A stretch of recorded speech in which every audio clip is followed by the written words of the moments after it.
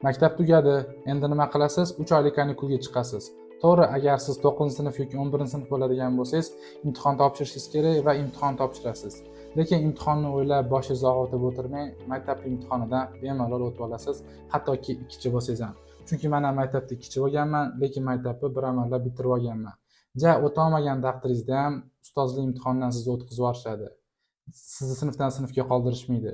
Chunki bu narsa maktab reytingiga ta'sir qiladi. Ikkinchidan, siz bilan menga o'xshaydigan kichilar maktabga kerak emas. Xo'p, imtihonlardan o'tib oldingiz. Endi nima qilasiz? Kanikulga chiqasiz. Agar 11-sinf tugatgan bo'lsangiz, instiga kirishga harakat qilasiz. Harakat qilmasangiz ham hech bo'lmaganda DTM testiga kirib chiqasiz.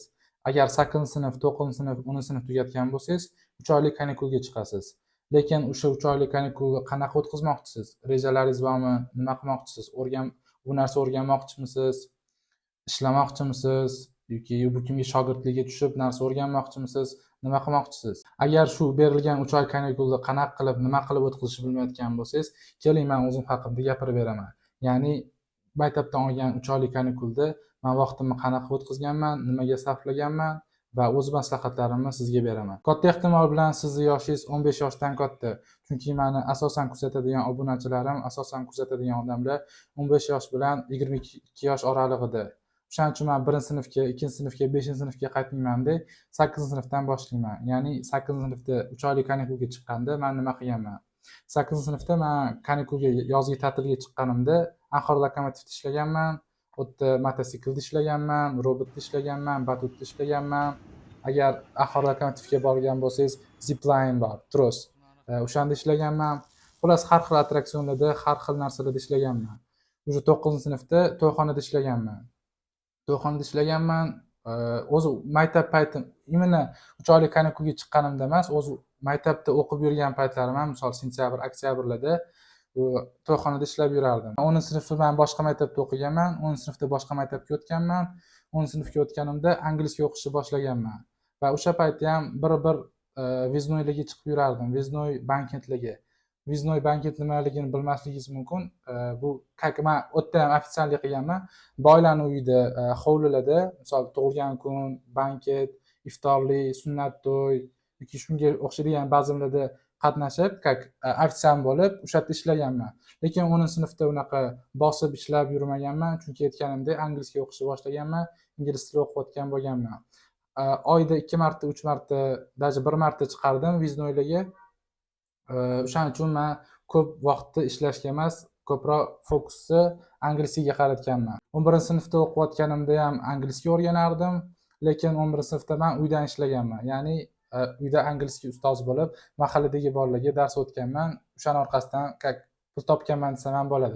Hozir bo'ladigan bo'lsa, hozir uydan onlayn akam bilan ishlayapman. Agar nima ish qilishimni bilmaydigan bo'lsangiz, bizning akam bilan biznesimiz bor. Biz Polshadagi talabalarni ishga olib kirishga yordam beramiz. Qanaqa ishga? Korporat, ya'ni ofisda ishlarga olib kirishga yordam beramiz.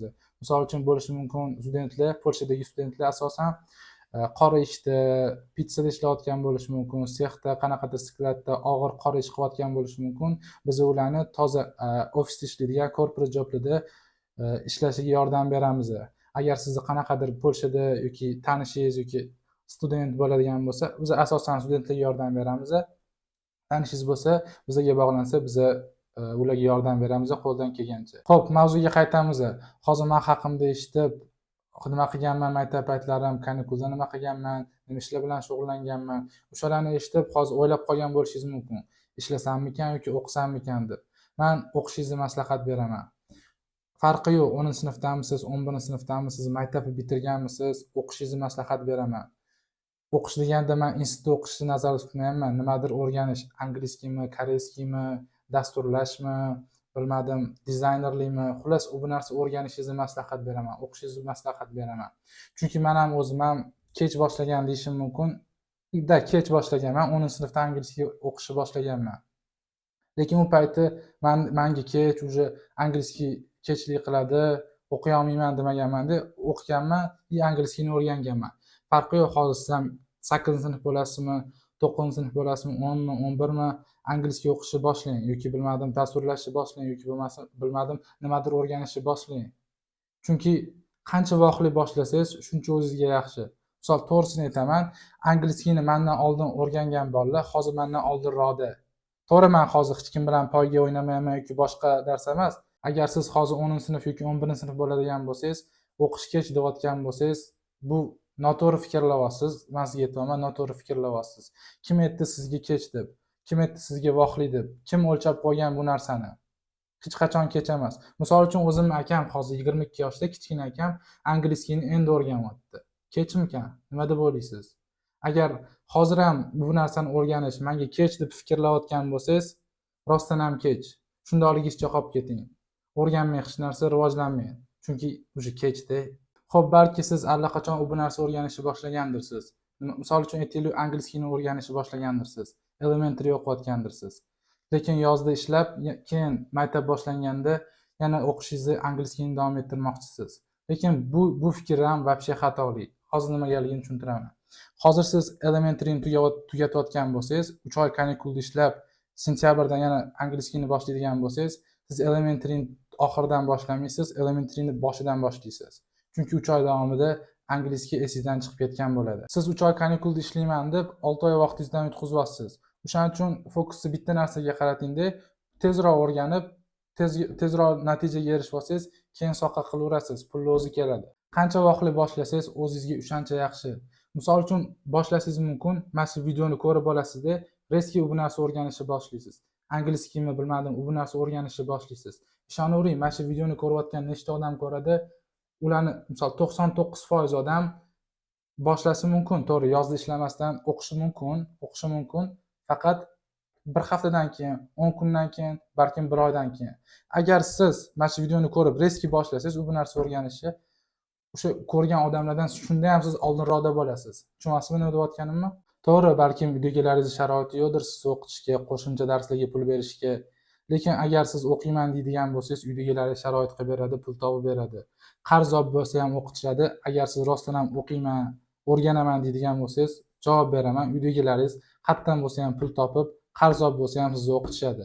Men ham angliskiy o'qiyotgan paytimda uydagilarim sharoiti unaqa zo'r bo'lmagan. Agar uydagilaringiz sharoit qilib berdimi, o'qing.